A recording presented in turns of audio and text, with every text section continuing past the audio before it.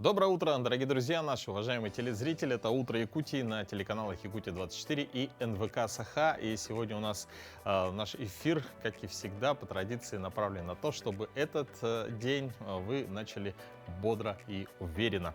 Ну что у нас сегодня в программе? Во-первых, мы узнаем, что делал Юрий Сенкевич в 90-х годах в Якутии. Как правильно заходить в лифт.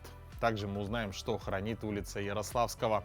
И пообщаемся с гостями в студии, а также узнаем, кто получит в подарок сегодня вот эту эксклюзивную кружку НВК «Саха». Все это будет в нашем телеграм-канале. В течение эфира мы зададим один вопрос, ну а ваша задача будет на него ответить. Кто первый и правильно ответит на наш вопрос, получит в подарок этот прекрасный подарок, который украсит, я думаю, любую кухню, любой кухонный стол. Но прямо сейчас можно подписаться на наш телеграм-канал «Утро Якутии», и подскажу, что буквально уже через несколько минут мы озвучим этот вопрос. Но сейчас, друзья, я думаю, самое время узнать, какая погода за окном.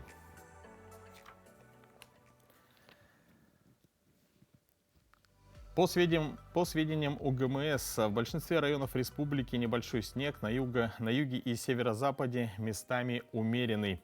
Ветер умеренный днем в Анабарском, Булунском районах, местами сохранятся порывы юго-западного направления до 19-24 метров в секунду.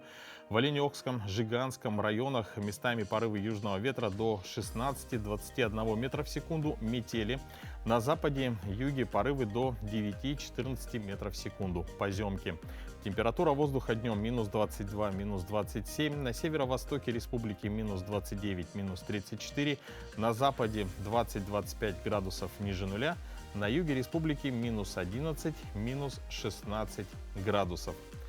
По состоянию на 6 часов утра температура в воздухе в городе Якутске была минус 29 градусов. Давление 763 миллиметра ртутного столба, ветер штиль. Днем небольшой снег, ветер западный 1,5 метров в секунду. Температура воздуха днем минус 23, минус 25 градусов. Но сейчас, конечно, мы подготовили для вас подборку новостей, которая прошла к этому часу, и передаем слово нашим коллегам из новостного блока.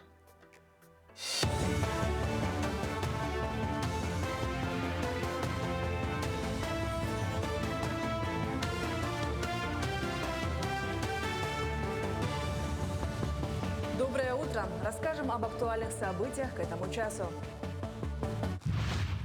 В Якутии установили порядка 20 тысяч автономных пожарных извещателей в рамках акции «Предупреди пожар, установи АДПИ». В акции участвовали сотрудники Государственной противопожарной службы Якутии, а также представители местных органов власти и других организаций. Автономные пожарные извещатели уже спасли множество жизней, подтвердив свою эффективность. Извещатель реагирует на дым на начальной стадии возникновения пожара и издает громкий сигнал, что позволяет эвакуироваться и избежать трагедии. Его установка не требует положения специальных линий и дополнительного оборудования. Достаточно раз в год менять батарейки и очищать датчик от пыли. Якутяне могут пройти бесплатное экспресс-тестирование на ВИЧ. Минздрав республики приглашает жителей пройти бесплатное обследование на ВИЧ, вирусные гепатиты В и С, сифилис и туберкулез. Акция состоится с 27 по 29 ноября. Обследование доступно для всех желающих от 18 лет без предъявления документов. Экспресс-тестирование проводится с центром СПИД и при участии волонтеров-медиков Якутского медицинского колледжа. Так, 27, 28 и 29 ноября с 12 до 19 часов акция состоится в здании ТРК Туймада. В России начали перерабатывать пакеты из-под молока в шариковые ручки. Такие ручки производят компании, специализирующиеся на экотоварах. Но пока ни одна из них не смогла подтвердить свои мощности и войти в реестр утилизаторов. В год образуется 240 тысяч тонн отходов такой упаковки, однако перерабатывается только 15-20%. Как правило, такая комбинированная упаковка состоит из бумаги на 75% и на 20% из полимеров и примерно на 3% из алюминиевой фольги. Переработать такую упаковку довольно трудно. Тем не менее, даже из такой упаковки можно получить сырье для производства новых товаров. В Якутске успешно функционирует школа креативных индустрий, созданная на базе художественного училища имени Грекова в рамках федерального проекта «Придумано в России». Более 100 детей в возрасте от 12 до 17 лет осваивают профессии будущего. Дизайн от традиционной графики до 3D-моделирования, анимацию включая 2D и основы кинопроизводства, VR-технологии.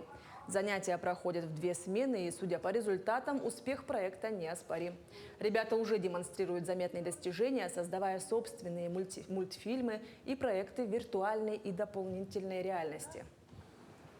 В первом курсе дисциплины у нас основные у детей дизайн, 3D-моделирование и анимация, и фото-видеопроизводство. На втором курсе еще подключаем занятия по драматургии и по проектному творчеству, проектной деятельности. То есть дети выбирают уже направление, которое им более интересно, и создают свой общий проект. То есть это может быть или анимационный какой-то фильм, мультик, или вот одна группа у нас делает, например, карту города Якутска с достопримечательностями. Детский дом социального обслуживания в поселке Серебряный Бор сочетает в себе функции реабилитационного центра и детского дома. Воспитанники проходят курс социализации, реабилитации, получают медико-психологическую помощь, и большое внимание уделяется духовно-нравственному воспитанию детей. Регулярно воспитанников привлекают к участию в различных конкурсах. Так, в ноябре был объявлен конкурс ко дню рождения Деда Мороза. Ребятам предлагалось сделать различные поделки, украшения на елку. Воспитанники с удовольствием приняли участие. Елки, снеговики, Дед Мороз и любимые игрушки. Все это отобразилось в детских рисунках и поделках. На конкурс было предоставлено 3 групповые работы, и 21 воспитанник предоставили свои работы на этот конкурс. После подведения итогов конкурса наши ребята вошли в призовые места. Также всем оставшимся были вручены сертификаты участников. Победителю конкурса «Бриллианты Якутии» вручат уникальный кубок якутских кузнецов. В международном конкурсе снежных и ледовых скульптур принимает участие 20 команд, в том числе из Монголии и Китая, Хабаровского и Приморского края и районов республики. Победителю будет вручен кубок, который сделали якутские кузнецы по эскизу скульптора Николая Чачасова. В этом году конкурс посвящен 80-летию победы в Великой Отечественной войне, которую страна отметит в следующем году.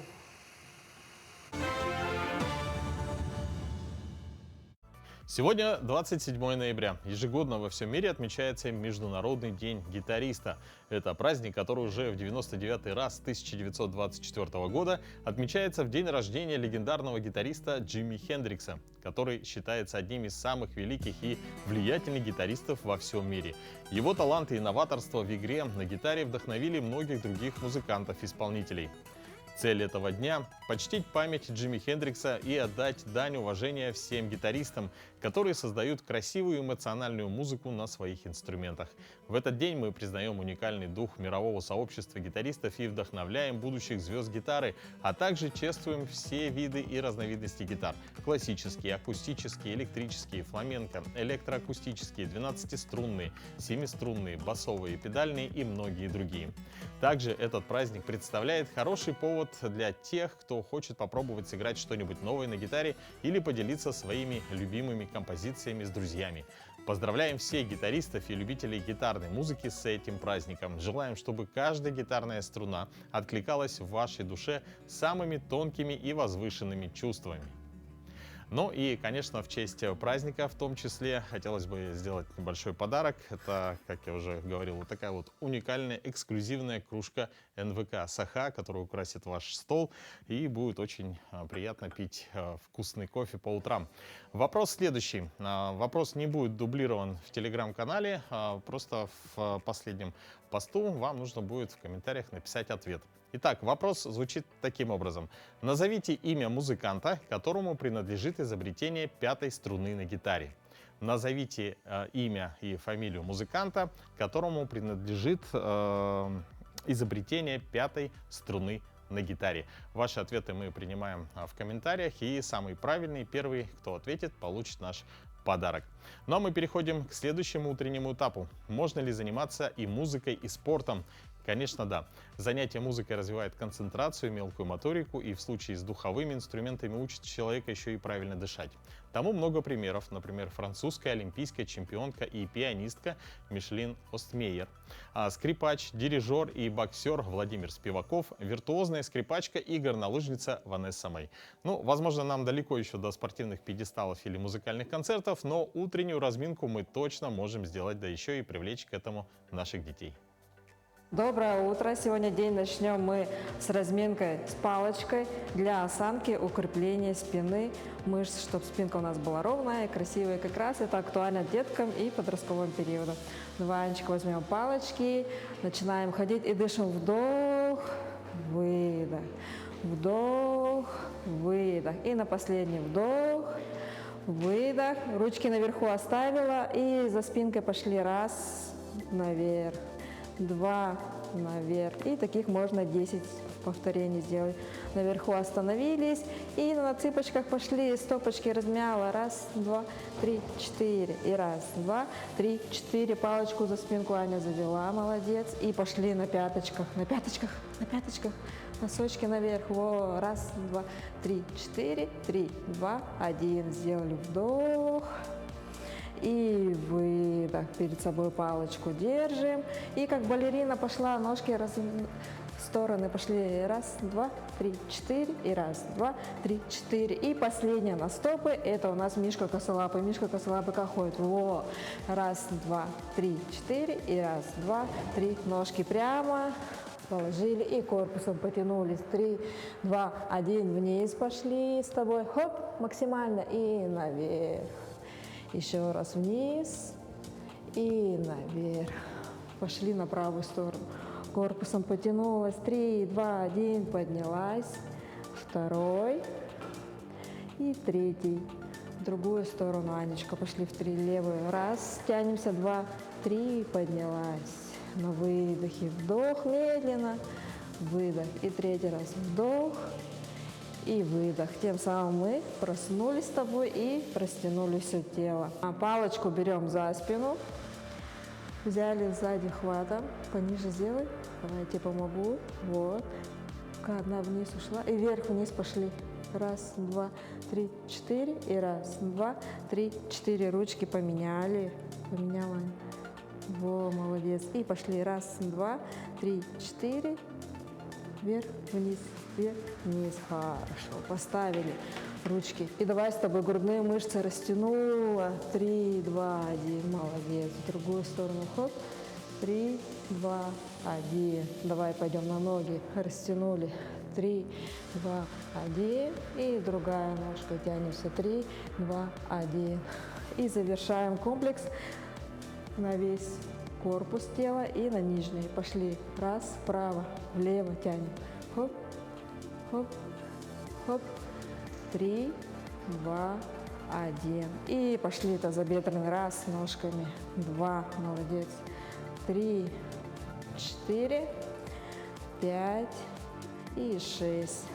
Палочку поставили и немножко разогнали лимфу. Попрыгали. Хоп, хоп, хоп. Раз, два, три, четыре. И раз, два, три, четыре. И вот с таким простым приспособлением можно взять черенок от лопаты или от швабры и сделать такой комплекс. Всем хорошего дня, Аня, помаши. Сегодня, 27 ноября, отмечается День профсоюзного работника Республики Саха-Якутия. В связи с этим традиционно в ноябре профсоюзы Якутии объявляют декаду, посвященную Дню профсоюзного работника.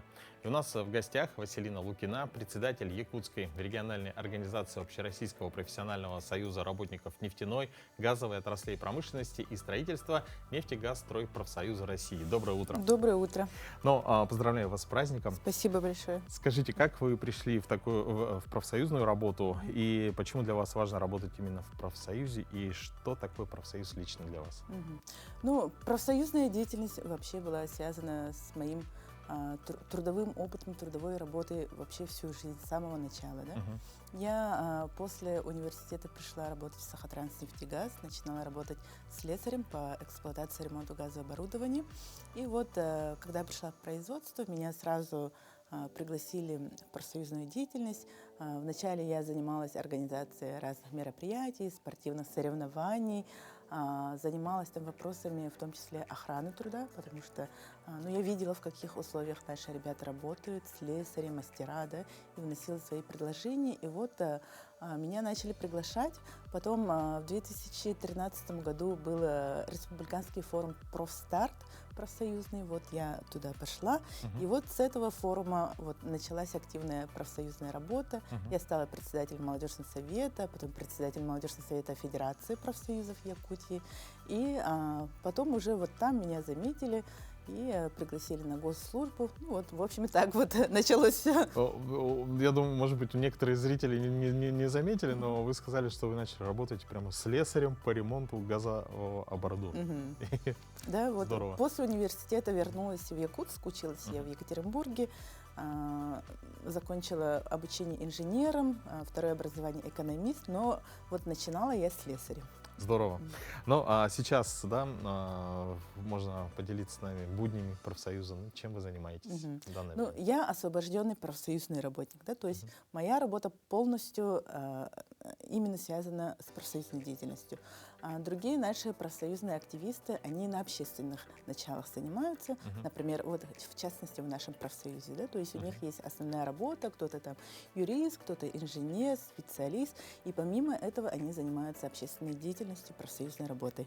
Я вот полностью весь день занимаюсь только профсоюзами, да. У нас, ну, в первую очередь это нормотворческая, правотворческая деятельность. Мы занимаемся подготовкой наших коллективных договоров, разных нормативных актов на предприятиях, которые касаются трудовой деятельности работников.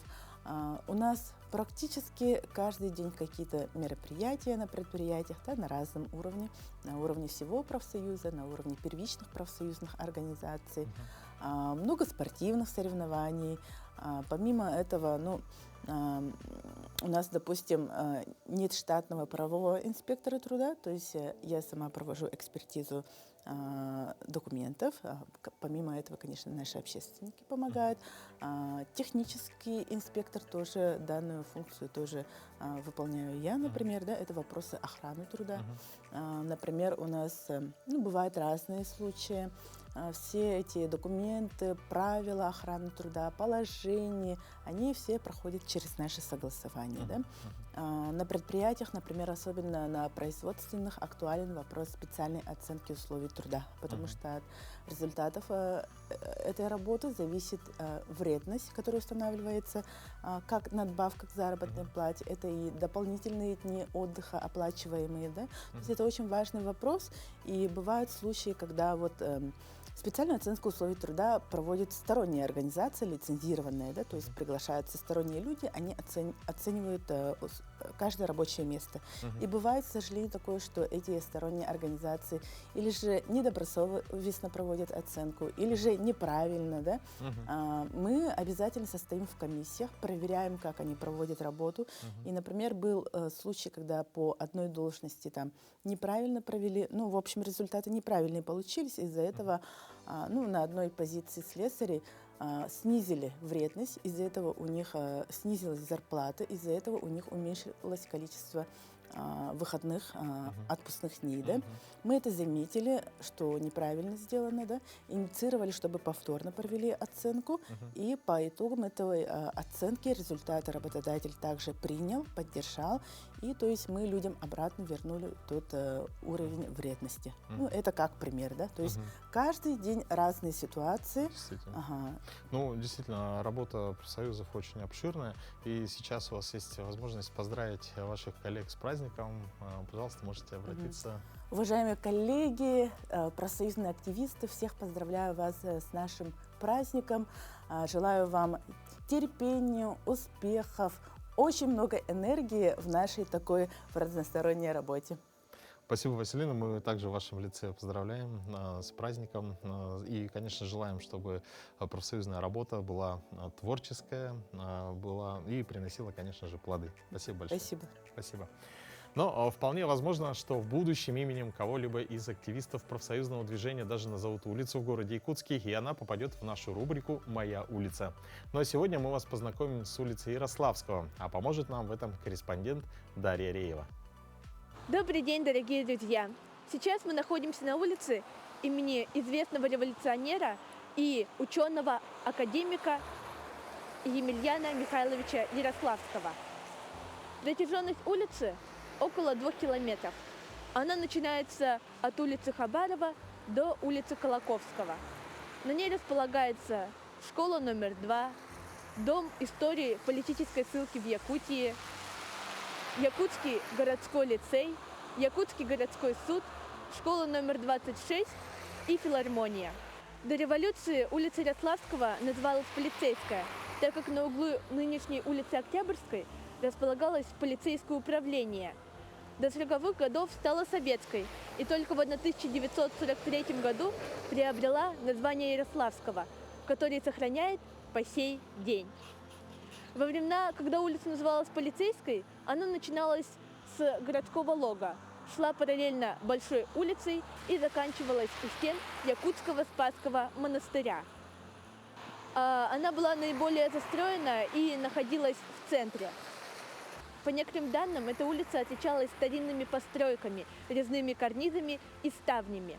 Особым изыском отличались дома старого советника Попова, казака Жиркова. В своем доме он устроил бильярдную. Кстати, насчет бильярдной. Старожилы рассказывали, что эту бильярдную посещал участник полярной экспедиции Александр Колчак. Вот такая очень интересная и необычная улица есть в нашем городе. Мне очень понравилось писать о ней, так как так я смогла узнать больше о своем родном городе. Ну а на сегодня у меня все. Желаю всем всего самого наилучшего и до скорых встреч!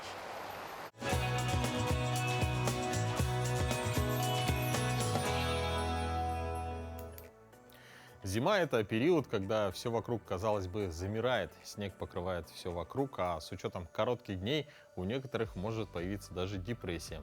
Как украсить зимний период и подчеркнуть его с помощью ароматов, узнаем далее. Доброе утро! Меня зовут Анастасия, и я мастер по созданию ароматов. И сегодня я хочу ответить на такой интересный вопрос, почему холод имеет запах. Все мы с вами знаем, что зимний морозный воздух отличается, совершенно иначе пахнет, нежели чем летний запах. И тем более, если мы высушим, например, постельное белье на морозе и потом его занесем домой, очень долго этот запах сохраняется. А дело все в том, что в зимнем морозном сухом воздухе повышенная концентрация озона. А озон – это самый свежий и очень приятный для нас аромат. Мы можем его встретить как на морозе, так и летом, например, после дождя или, например, у каких-нибудь очень мощных водопадов или где-нибудь на морском побережье мы тоже встретим аромат озона. Но тут возникает другой вопрос. Вы, наверное, тоже часто замечали, что холодный запах чувствуется гораздо слабее, чем горячий. Например, холодный суп пахнет намного меньше, чем разогретый. Все дело в том, что в холодном состоянии молекулы двигаются намного медленнее, и им тяжелее поступать на наши рецепторы и в наш мозг. Тогда почему же мы так ярко чувствуем запах мороза? А дело в том, что из-за мороза у нас задействуется и раздражается тройничковый нерв, который находится у нас в голове и отвечает в том числе за восприятие запахов, за наше обоняние. И поэтому мы чувствуем так ярко этот приятный и свежий аромат озона. Также озон мы можем встретить и в парфюмерии, в его синтетическом варианте, например, морской озон.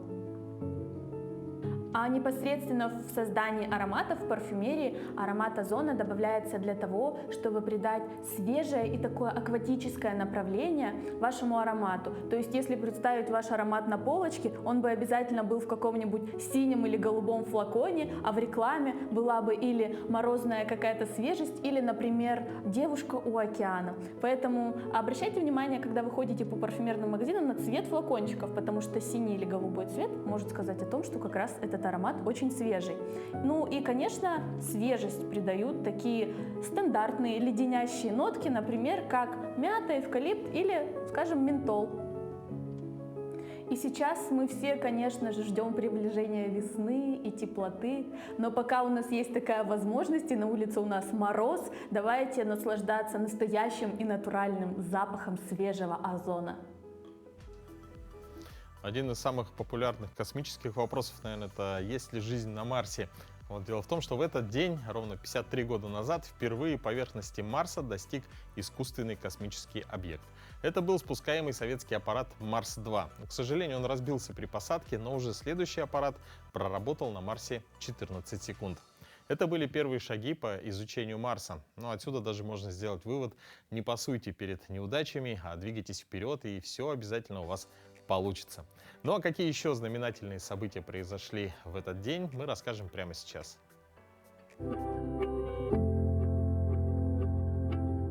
На календаре 27 ноября. Сегодня День морской пехоты в России, День самозанятых, День оценщика и День профсоюзного работника в Республике Саха-Якутия. По народному календарю Филипповка – Заговение. На Руси после Филиппова дня начинался строгий рождественский пост. Заканчивались свадьбы и прочие шумные праздники. Все время полагалось посвящать работе и благочестивым занятиям. Однако вечером Филиппова дня можно было заняться гаданием. Девушки оставляли от ужина кусок говядины и клали его себе под подушку, зовя суженого заговеться. После этого во сне можно было увидеть будущего жениха. Этот день в истории. В 1705 году издан указ Петра I о создании первого в России полка морских солдат. В 1730 году в этот день Сенатом издан указ о сделании для освещения в зимнее время в Москве стеклянных фонарей. В 1888 году в Москве объявлен конкурс на лучший проект здания торговых рядов на Красной площади. Сегодня это ГУМ. В 1895-м Альфред Нобель подписал последний вариант знаменитого завещания. В 1922 году в денежном обращении Советской России появились новые банкноты – советские червонцы. В 1971 году в этот день впервые поверхности Марса достиг искусственный космический объект. В этот день родились Андерс Цельсий, шведский астроном, метеоролог, именем которого названа температурная шкала. Александр Варламов, русский композитор, автор известных романсов. Хаим Вейцман, первый президент государства Израиль, ученый. Канасуки Мацусита, японский бизнесмен, основатель корпорации Panasonic. Галина Польских, советская российская актриса театра и кино, народная артистка РСФСР. Брюс Ли, американский гонконгский киноактер, мастер восточных единоборств. Именины сегодня отмечают Александр, Алексей, Аристарх, Василий, Виктор, Гаврил, Георгий, Григорий, Дмитрий, Константин, Михаил, Николай, Петр, Порфирий, Сергей, Федор и Филипп. Ну, никто не поспорит, что лифт – это часть общественного пространства. А это значит, что при его использовании существуют свои правила. Правила этикета. Расскажет о них моя коллега Вероника Тамтосова. Доброе утро, дорогие телезрители! Сегодня мы продолжаем знакомить вас с правилами этикета и поговорим о лифте, а точнее, как дама должна в него правильно заходить. Итак, у меня сегодня есть кавалер, и по правилам этикета именно он должен вызвать лифт. Первым в лифт заходит молодой человек, и следуем за ним. Вам на какой этаж? Благодарю, мне на 3-й. У нас очень галантный молодой человек, который знает, что именно он спрашивает, на какой этаж нужно двигаться, вне зависимости от того, знает ли он окружающих в лифте, и, соответственно, он же вызывает лифт. Но из лифта дамы выходят первыми. Необходимо помнить, что есть и другие правила этикета. Вне зависимости от того, в каком составе вы едете в лифте, мужчина всегда спрашивает остальных присутствующих дам, детей о том, на какой этаж им нужно. Также необходимо не забывать, что если вы едете в лифте не одни, если бы было несколько человек, вы были не знакомы, то беседы, особенно личные темы, мы не ведем. Зашли, поздоровались со всеми окружающими, уточнили, на какой этаж нужно подняться, и дальше ждем, когда спустимся или поднимемся. То есть беседу не ведем. Также не разговариваем по телефону, потому что вы можете мешать окружающим, ну или так как помещение маленькое, они невольно становятся участниками вашего разговора. Не записываем аудиосообщения, в общем, не делимся никакой личной информацией. Якутия всегда привлекала многих путешественников. Это край алмазов, экстремальных температур, мамонтов, шаманов, каменных столбов и крупнейший по площади регион страны. Пожалуй, нет такого человека в России, кому не было бы знакомо имя известного путешественника и популярного телеведущего Юрия Сенкевича. Клуб путешественников приезжал в Якутию в конце 90-х годов. За это время творческая группа объездила почти всю Якутию. Это Ленские столбы, Сотинцы, Ленск и Мирный. О большом проекте под названием «Телевизионный атлас России» расскажет наша рубрика «История в кадрах».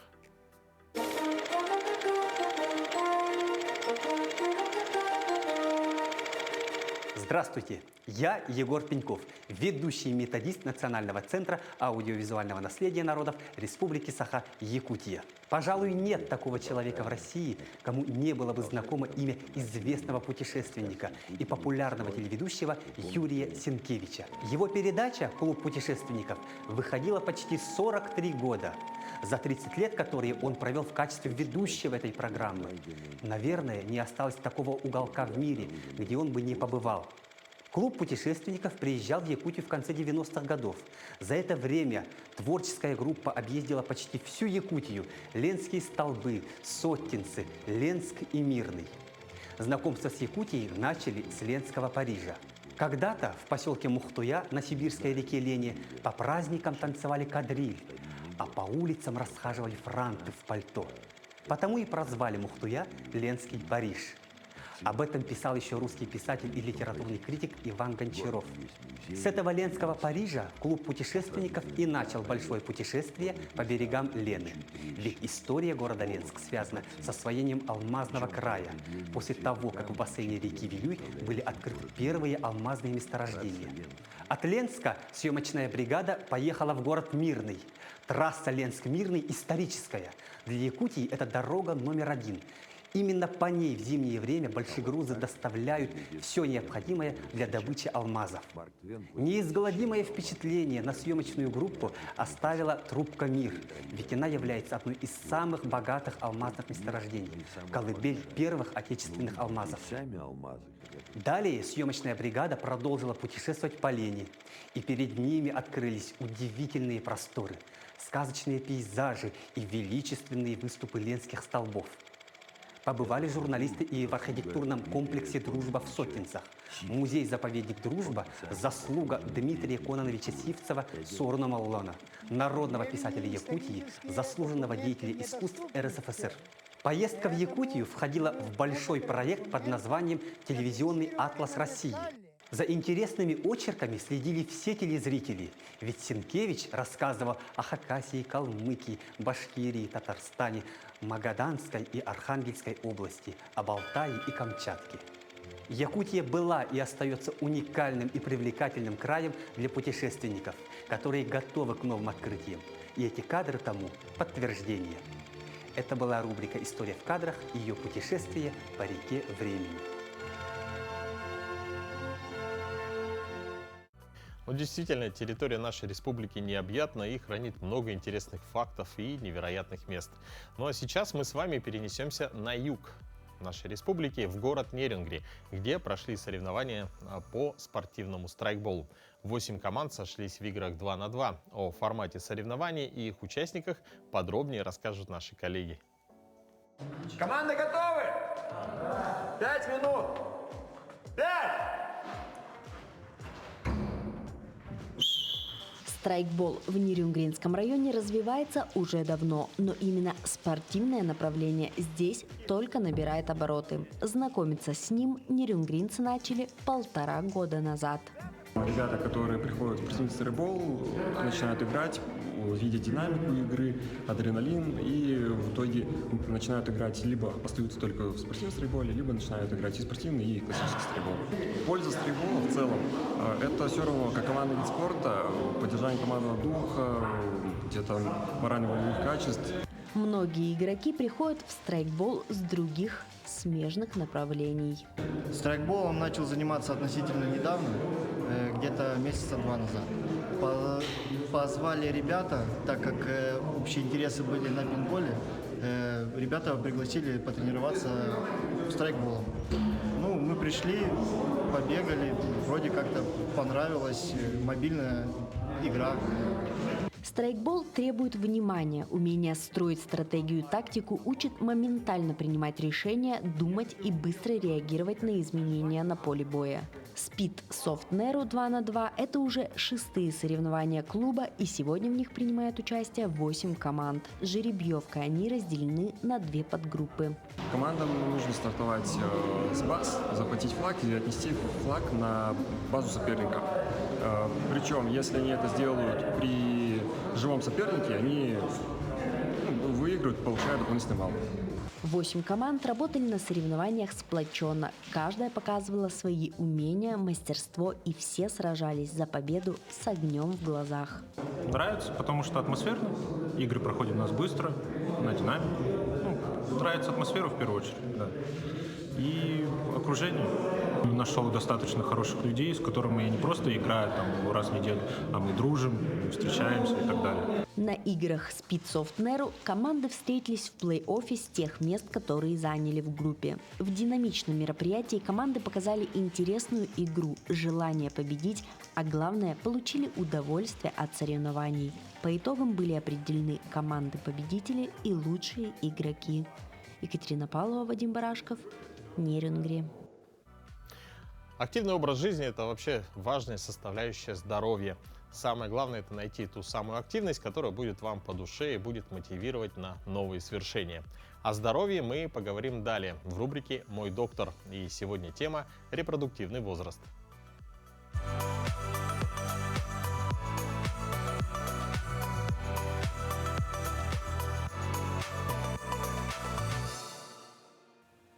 Доброе утро!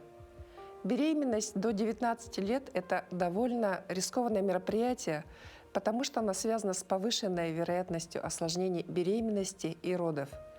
Дети у таких очень молодых мам чаще рождаются недоношенными, с низкой массой тела и с патологиями, требующими медицинской помощи. В старшем возрасте, после 35 лет, способность к деторождению постепенно уменьшается.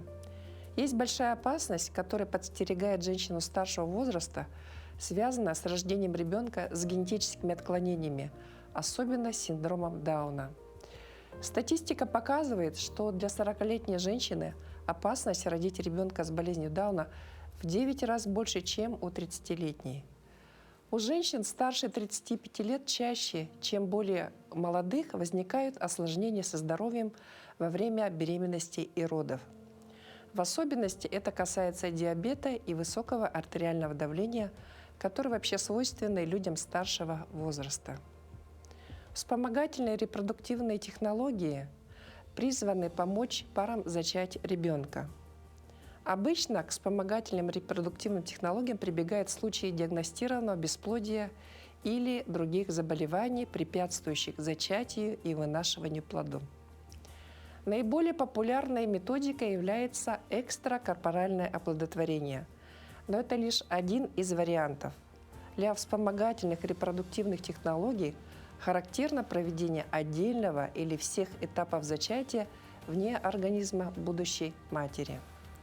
Если говорить о влиянии возраста будущих родителей на эффективность вспомогательных репродуктивных технологий, то зрелый возраст одного из партнеров может негативно сказываться на применении тех или иных репродуктивных технологий. В частности, внутриматочная инсеминация, при которой через цервикальный канал матки женщины вводится сперма мужчины, может не дать желаемых результатов из-за качества самого биологического материала. Использование спермы мужчины в возрасте старше 35 лет снижает эффективность процедуры внутриматочной инсеминации примерно в 2,5 раза. Будьте здоровы, рожайте молодыми.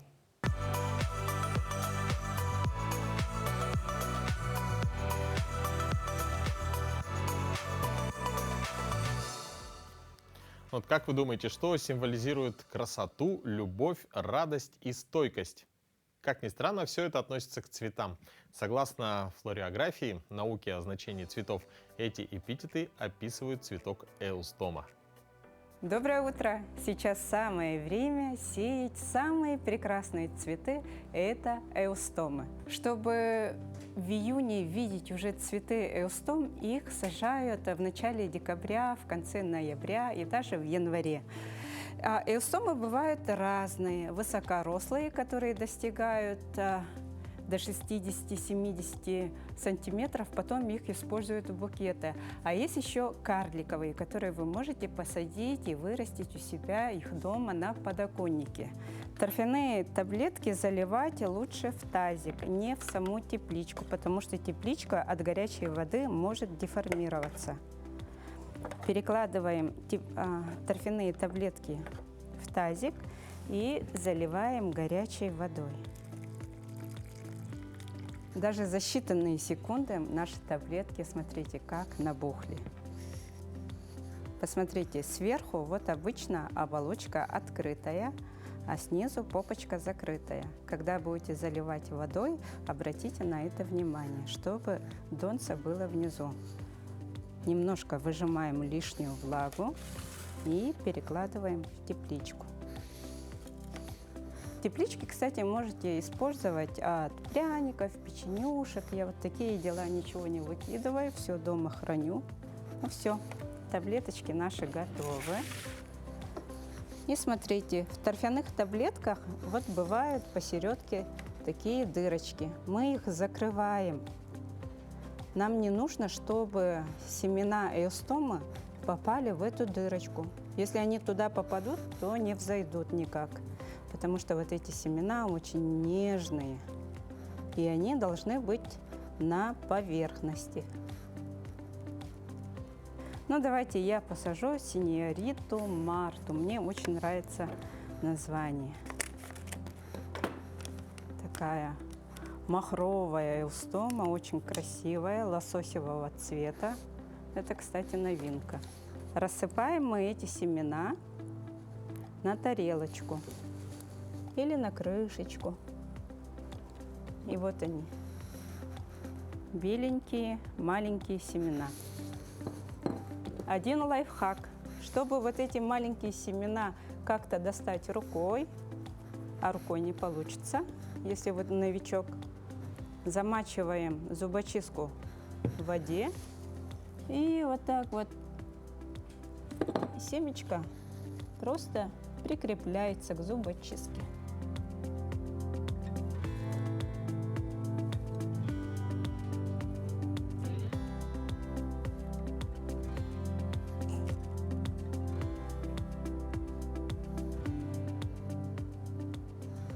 Наши семена на торфяных таблетках. Мы можем немножко вот так вот капельку водой замочить дрожжи, внутри которых находится маленькое семечко. И немножко помочь семенам вот этим раскрыться. Все, закрываем тепличку. И ставим самое теплое место, которое есть у вас дома. И лучше под фитолампой. А если у вас дома прохладно, вы можете использовать вот такой электроподогреватель, который через электричество дает тепло. И просто на него ставите вы свою тепличку. Первые всходы появятся у вас через 2 недели. Это, конечно, очень долгий срок, но все красивое всегда капризное. Ализиантус, эустома – это самое красивое растение. Самое время подводить итоги нашей игры. Вот это сейчас кружечка для кофе, для чая найдет своего обладателя. Так, был вопрос. Назовите имя музыканта, которому принадлежит изобретение 5-й струны на гитаре. Правильный ответ – это поэт и музыкант Висенте Эспинель. По легенде, он добавил ее в 16 веке, и именно такой инструмент стал известен в Европе как испанская гитара. И первой правильно ответила в нашем телеграм-канале наша подписчица Марина. Мы вас поздравляем, и после эфира обязательно с вами свяжемся и расскажем, как можно будет забрать ваш подарок. Ну а сейчас самое время новостей.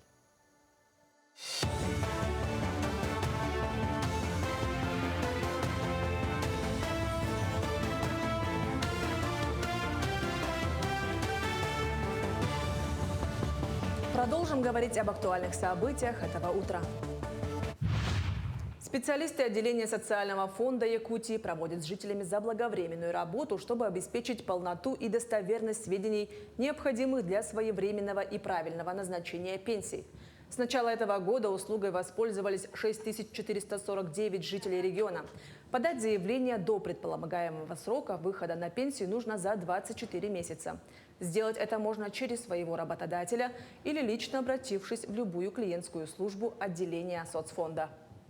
За назначением пенсии можно будет обратиться через портал госуслуг.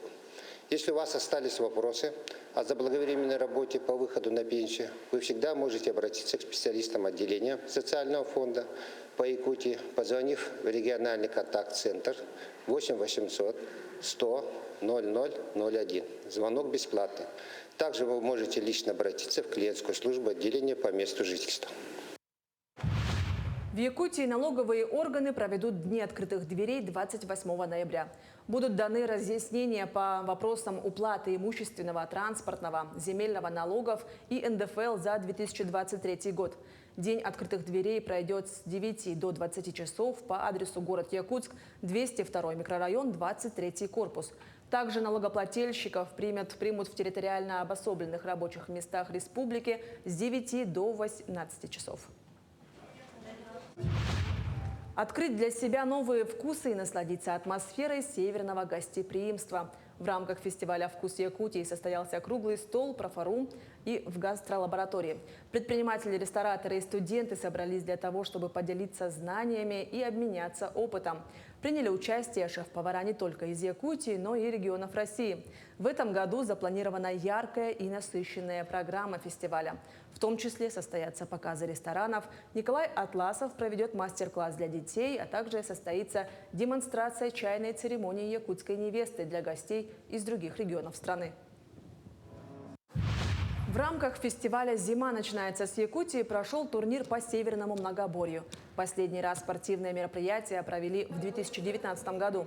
В борьбе за первенство участвовали лучшие борцы и спортсмены Северного многоборья. В этот раз участвуют 26 мужчин и женщин с 10 районов республики и города Якутска. Состязание прошло по 3 популярным видам спорта коренных народов Севера. Это северный тройной прыжок, метание аркана на хорей и прыжки через нарты. Лет 5 назад остановились, потом в этом году Министерство предпринимательства вышло наше руководство и попросит провести вот это Северное многоборье нас. И в этом году вот впервые включили женщин, а раньше было только мужчины, тоже личная команда. Не команда, а личный. Мужчины среди мужчин и среди женщин. 39% якутян предпочтут подарок-сюрприз на Новый год. Мужчинам новогодние подарки-сюрпризы нравятся больше, чем женщинам. Такие данные исследования приводит сервис «Суперджоп». 39% якутян хотели бы получить неожиданный подарок от своей второй половины, в то время как 25% намерены намекнуть или заказать что-то конкретное. Среди мужчин значительно больше сторонников сюрпризов по сравнению с теми, кто предпочитает заранее обговоренные подарки, тогда как среди женщин предпочтения распределены более равномерно. Это были все новости к этому часу. До встречи в эфире. Международный день инвалидов – особая страничка в календаре. Эта дата призывает здоровых людей задуматься о милосердии, протянуть руку помощи нуждающимся в поддержке, объединяет всех, кто не остается равнодушным к их мужеству, упорству, талантам и способностям, умению настойчиво идти к намеченной цели. Этот день очень нужен нашему обществу и для того, чтобы обратить внимание на проблемы людей с ограниченными возможностями, и для того, чтобы восхититься необыкновенной силой духа, целеустремленностью, умением добиваться успеха в сложнейших условиях. Республиканский реабилитационный центр для детей и подростков с ограниченными возможностями здоровья проводит ежегодное благотворительное мероприятие «Твори добро» с участием детей-инвалидов. Сегодня у нас в гостях Зинаида Максимова, директор Республиканского реабилитационного центра для детей и подростков с ограниченными возможностями здоровья. Доброе утро. Доброе утро. Данное мероприятие проводится ежегодно. Можете нам про него рассказать и в чем отличие, допустим, от прошлого года? Да, мероприятие у нас проводится с года открытия нашего центра. Это 18-й год. называлась она ранее «Мы вместе». И, в общем-то, и к нам предоставляет помещение цирк. Мы очень благодарны директору цирка Расторгуеву Васильевичу. И совершенно это бесплатно.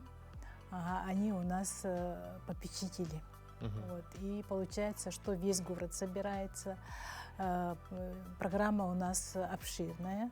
В 2 часа начинаются мастер-классы, консультации, выходят все наши специалисты, и специалисты не только наши, это и общественные организации, и фонд социального страхования, сейчас социально-пенсионный фонд, и также управление социальной защиты, ну и другие наши партнеры. Это вы говорите уже про сегодняшний день? Да, про сегодняшний день. Ну, не сегодняшний, вот мы уже 7 лет его проводим. Получается, ежегодно, конечно, мы перерывались на ковид, когда мы все сидели дома, но мы его онлайн тоже проводили. К сожалению, в прошлом году тоже готовились, но как-то был тоже недельный карантин, но мы его проводили у нас у себя в центре. Вот. И вторая половина мероприятия, это вот с 4 часов у нас начинается концерт с участием звезд нашей эстрады, артистов филармонии.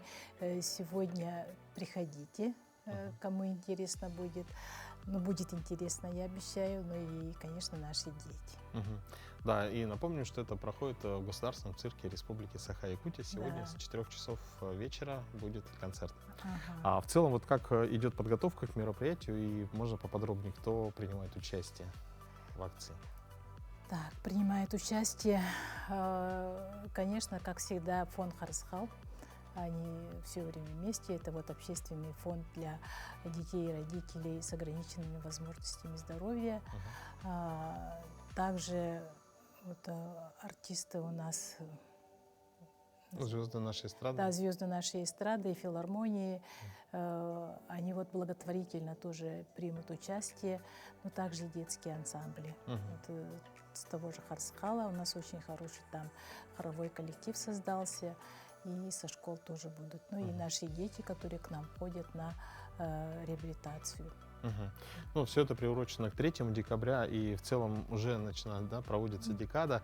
Вот можете рассказать про основную цель самой декады? Да, проводится декада, которая вот в 1992 году принятая Генеральной Ассамблеей ООН. И уже несколько раз ратифицировалась, потому что жизнь, вообще-то, устои жизни меняются, и под это меняется тоже отношение к инвалидам. Но об этом все время пишут, говорят, как это раньше было, но в советское время все приводят примеры, что мы их не видели, что не все в домах были, а сейчас вот, нормальные такие условия создаются по возможности, да, и равные права. И сегодня вот идет и инклюзия, и интеграция людей с ограниченными возможностями в обществе. В общем-то, это начинается с детства, как у нас, да. У нас дети приходят уже где-то с 3-4 месяцев, если есть какое-то подозрение в развитии ребенка. Это вот раннее начало. И до 18 лет находятся они у нас на реабилитации. Реабилитация проводится согласно вот развитию ребенка по возрасту. Есть у нас несколько программ, и, в общем-то, оснащены, обставлены мы неплохо, и все время обучаемся. Замечательно. То есть различный возраст, да. И, конечно же, под наблюдением Ну, врачей. конечно, да, надо, чтобы соотносительно возрасту, чтобы было развитие ребенка, и обследование это делается, и физическое, и психологическое развитие ребенка. Делается потом программа реабилитации. Ну и, конечно, это все происходит с родителями. Потому что ребенок сам, да, ему хорошо, его любят, лелеют, иногда даже больше, чем надо.